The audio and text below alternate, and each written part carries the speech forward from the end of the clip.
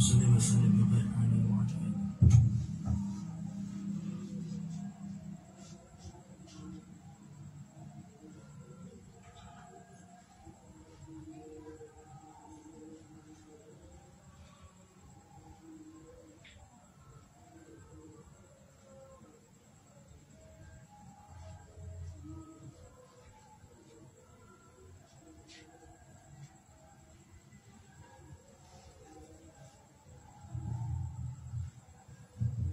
A'udzu billahi minasyaitonir rajim. Bismillahirrahmanirrahim.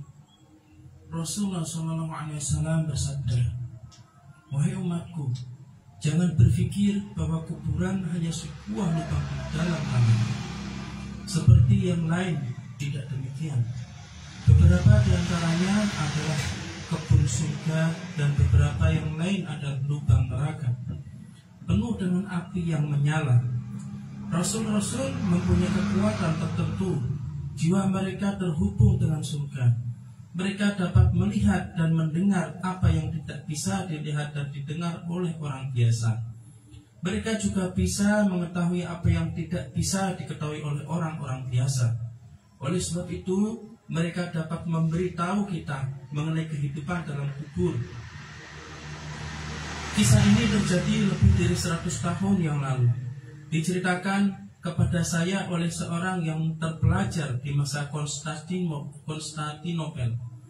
Seorang pelajar ilmu syariah datang mengunjungi sebuah makam dekat sekolahnya.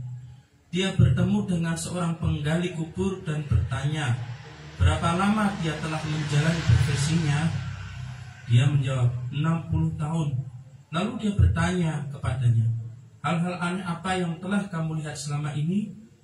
Orang itu berkata bahwa dia telah menyaksikan 2 kejadian aneh. Suatu hari aku sedang menantikan sekelompok orang yang menyuruhku untuk menggali sebuah lubang yang bagus untuk seorang tokoh yang meninggal pada hari itu. Aku berpikir kuburan itu harus sempurna, karena mungkin akan diperuntukkan bagi seorang jenderal, mungkin jenderal pasang. Aku menggali sebuah lubang yang baik, sehingga agaknya Anda dengan mudah dapat memasukkan 2 orang ke dalamnya. Kemudian aku beristirahat. Aku mulai mendengar suara mendesis dan aku keheranan. Suara apa itu? Aku menengok ke dalam lubang dan melihat lubang itu dipenuhi ular, juga kalajengking dan laba-laba hitam serta tarantula. Aku berpikir mungkin aku telah menggali lubang di atas sarang mereka. Lalu aku menggali lubang lain di sebelah pojok dari kompleks makam ini. Ketika aku tengah beristirahat, aku mendengar suara desis yang sama. Dan dengan segera aku menengok ke dalam lubang. Dan aku melihat lubang itu juga dipenuhi ular dan kalajengking.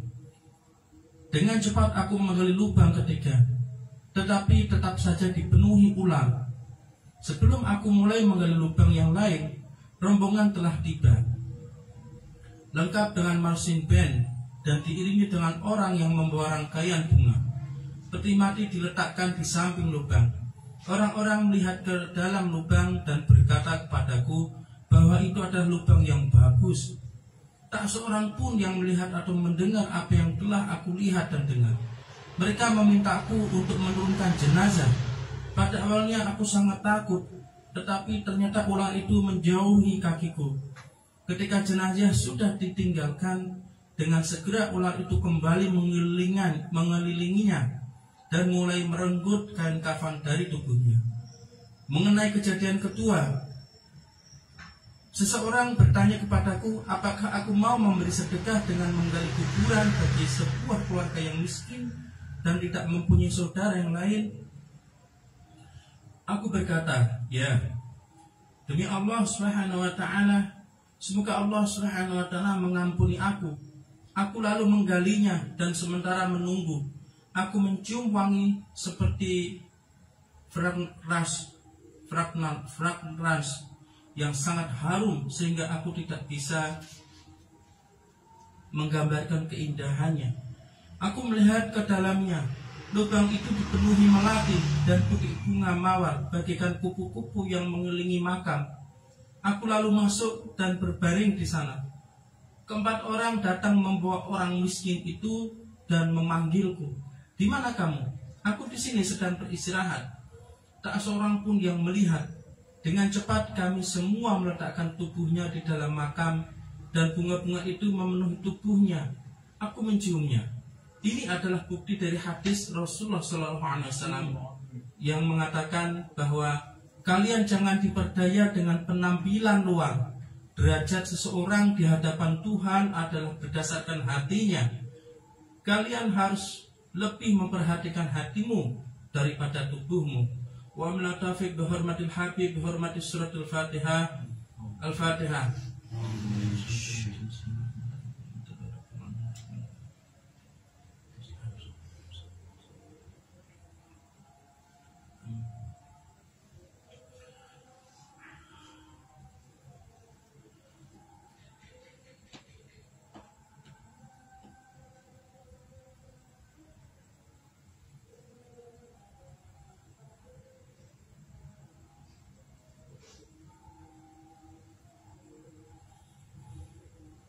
A'udzu billahi minasyaitonir rajim. Bismillahirrahmanirrahim.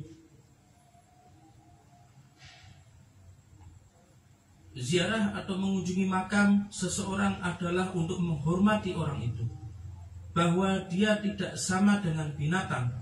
Sebagaimana mereka semasa hidupnya kita hormati karena derajatnya, begitu pula setelah kematiannya, dan hal ini tidak akan berubah. Kita menjaga makam para aulia Allah dan Rasul semasa hidupnya.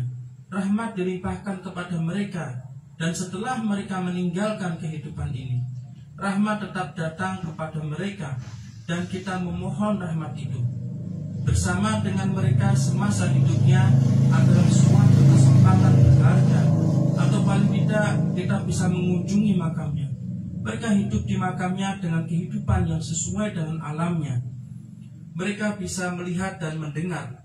Rasulullah SAW biasa mengunjungi makam pamannya, Sayyidina Hamzah radhiyallahu anhu, duduk dan membaca doa di sana.